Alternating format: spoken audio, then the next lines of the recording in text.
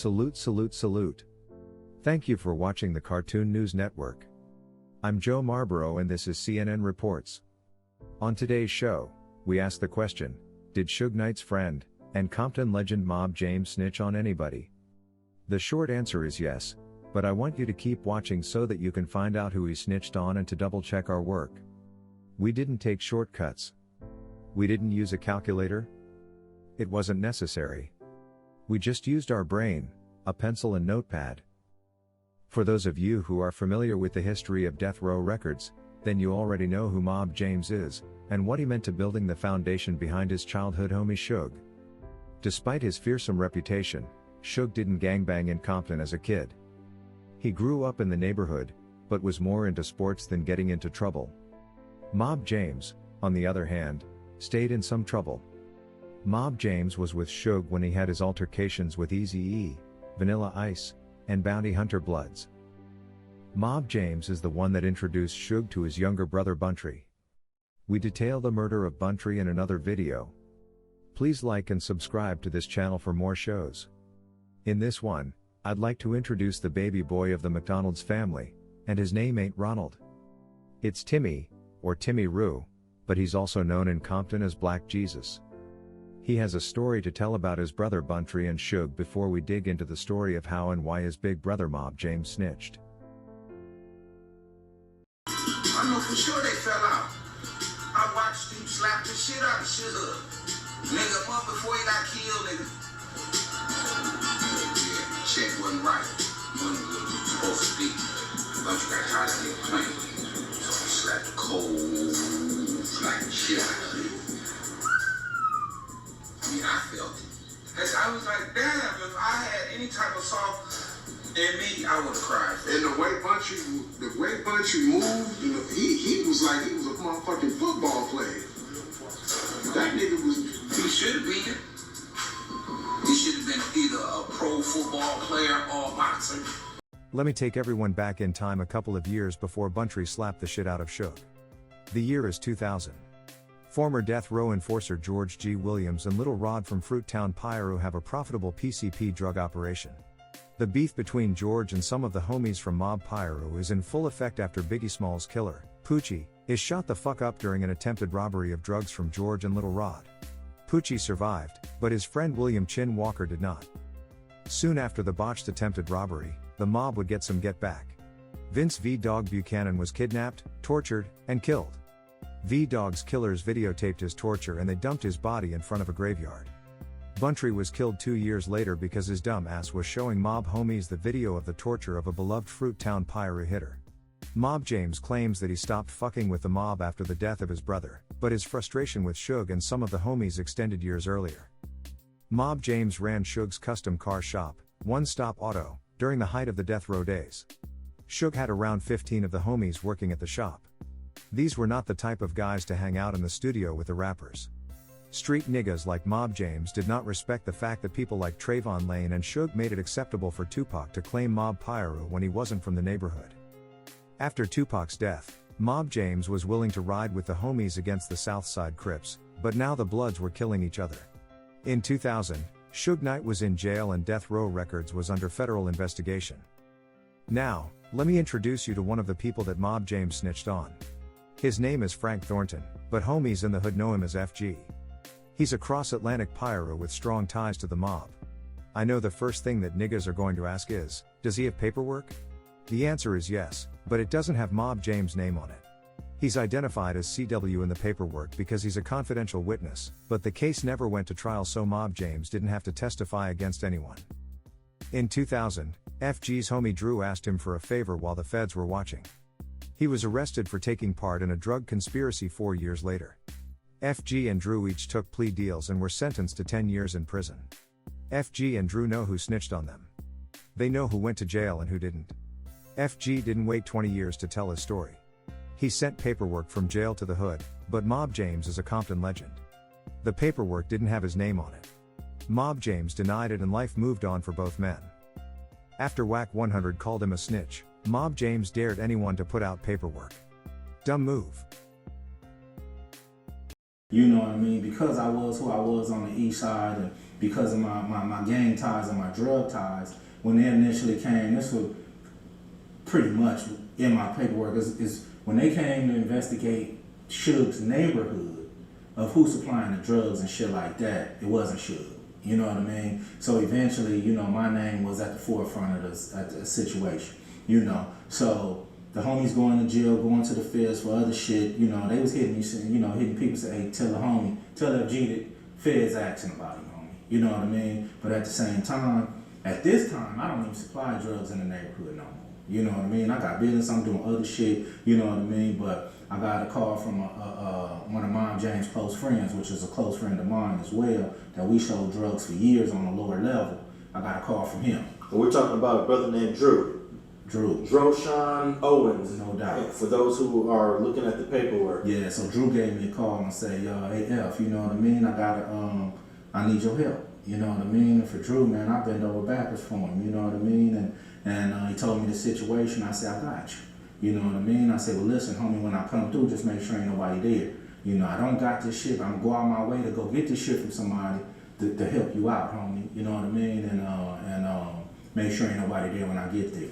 2000. I believe June 13th. June 13th, never forget it. Yeah, I won't forget it. Yeah. So June 13th, you pull up at a house on Pine. Yeah. And tell me who's there. Well, the thing about it, when I pull up, like I mentioned, I told the homie, don't have nobody there. You know what I mean? So when I get there, I jump out the truck and shit. And, you know, of course, we always do the look around, you know, but I ain't looking for police. I'm looking for, you make sure there ain't no Crips and nothing coming through here, no homies peeking at what I'm doing. So I motherfucker jump out the truck and slide up in the house. As soon as I jump out the motherfucker truck, Mom James jump out of a gray Stratus. You know what I mean? And so I double look, like, what the fuck? You know what I mean? So I tried to get in the house before Mom James get in there, because I don't fuck with dude. You know, and I thought he might have just been stopping by or something, you know. And this dude was a cold informant, homie, for the FBI. Now, in that gray Stratus, did you notice another guy in the car with Mob James? I didn't until he asked the dude to get out the car.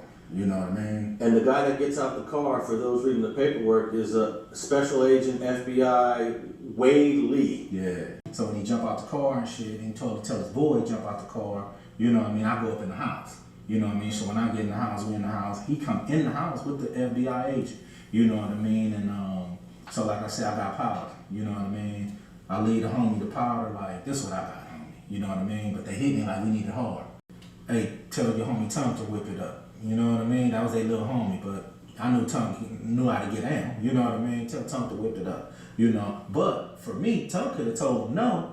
You know, which I wish he had, and we wouldn't been in the situation. But at the same time, apparently Tom went and whipped it up for him and gave it back to him. You know what I mean? And that solidified the motherfucking conspiracy. You know what I mean?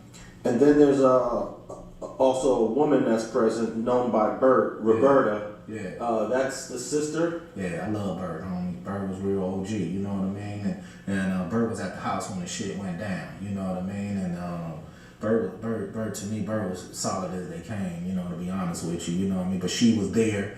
She, you know, was, you know, in the midst of me talking to Drew, her, and, you know, Mom James doing a little transaction and shit, you know what I mean? But yeah, Bert was there, you know what I mean? FG's story is compelling, detailed, supported by paperwork, and other people.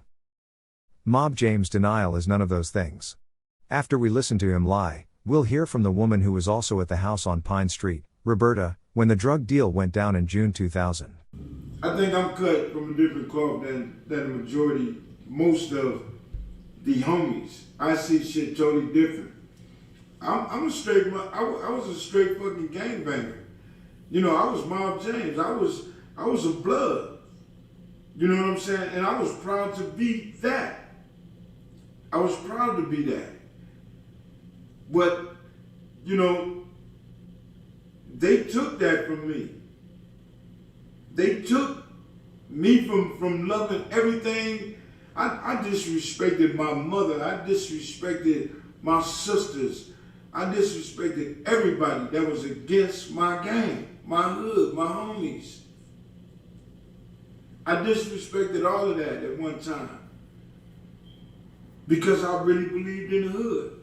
And then, you know, my brother get killed. And this how they throw salt on shit. My brother get killed by the homies. My homies took that from me. So I don't owe you niggas no more loyalty. I don't owe you niggas no respect. I don't owe you niggas shit. And at the end of the day, you wanna call me a motherfucking rat? Nigga, I ain't even in the hood. What the fuck is y'all talking about?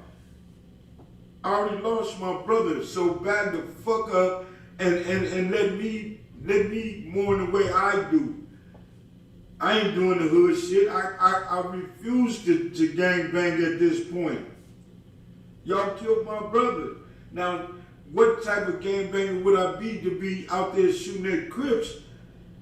The Crips didn't kill my brother. The Bloods did. My homies did. And I got a lot of motherfuckers that don't like me because of the shit I've done. And that's understandable. With FG, it's understandable. Somebody got to be your scapegoat, but you going off of Lip Dog and Drew. For number one, man, if anybody wanted anything in the hood, and any nigga tell you or get on the show and tell you, if anybody ever wanted anything, it was Burt you had to go to. Drew was always in the back getting high, smoking dope. I ain't never like, Drew, you need to get an FG from me. I knew FG personally. Why I didn't come to this dude personally if I'm getting down like that? You feel me? I got too much to lose. There was too much shit going on at that time. That's when the homies started getting killed. Harold was killed in '99. Lil Davey was killed in front of our house.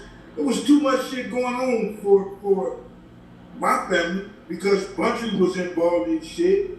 And it was just going on. This was that bro was like really on some out to get you type of shit. So who had time for shit like that? I'm living in Vegas. So FG got his timeline fucked up and you know, I talked to a couple of my niggas. My boy at CBS, I don't want to put him out there. And he was, niggas was on the yard, woo woo. And he said he was thinking like, why the fuck he didn't speak on me? If any fish could fry, the feds was in the hood like big time. The feds was raiding niggas every 30 days. You feel me? Every block was hot. Our house was hot. Every nigga in the hood was hot. You know, and it was a gang of niggas that was fucking with the feds at the time.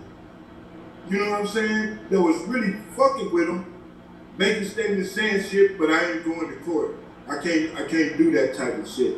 So, I mean, you know, he just got it fucked up. And, you know, I listened to him. And, you know, he didn't take no credit. He didn't take nothing away from, let's say, my gangster or whatever. But, and I ain't gonna trash him. I ain't gonna trash him. But my whole thing is, you let these niggas give you some money to sit here and make yourself look like a motherfucking fool. You let these niggas do shit. They find Droshan White, this fat raggedy. I ain't gonna even trash her because I didn't have enough time to sit back, dog, and think about it. I'm not gonna give social media what they want because this is the problem today. That's him. And I never said nothing. He's been on the YouTube for a long time. I never said nothing because the paperwork wasn't put up there, and somebody put it up there. I wasn't gonna put it up there, but it's true. I don't even know why people don't even know that because a whole bunch of people know it's true. Miss Owens, hold on, Miss Owens. I do want to send my condolences to your spouse. No, he's alive. He is alive. He's dead. Drew is alive. Cause he talking about the other Drew, he talking about Flirt. Young That's dude. who he talking about. That's his crowd. So I don't know if he knows what Miles Jack look like. Cause he talking about Flirt. We ain't talking about Flirt. Photos right there. You did confirm that that's him. My question is why is he so comfortable to be doing all these podcasts, all these interviews, and every time people bring up the allegations, he always deny it? What's up with that? First he was working with the people, so a lot of people didn't want to touch him. You could do something and helicopters will come around like he had a button to push. No, real talk. She ain't lying. Yeah, so I don't think he working with them now because they ain't paying him, so he working with these Comcast. He's sorry, ain't never been shit. Anytime a man is sitting and talk like that on the newspaper, on the news or talk or anything, just talk it. That'll let you know he'll talk to anything. So yeah, he talked to his, he lived next door to Reggie for all his life. Appreciate you, yeah, I don't really want to talk too much, but yeah, he took my husband away for 10 years. Oh, wow. Well, you said enough, Miss Wanda. They were they were supposed to be best friends.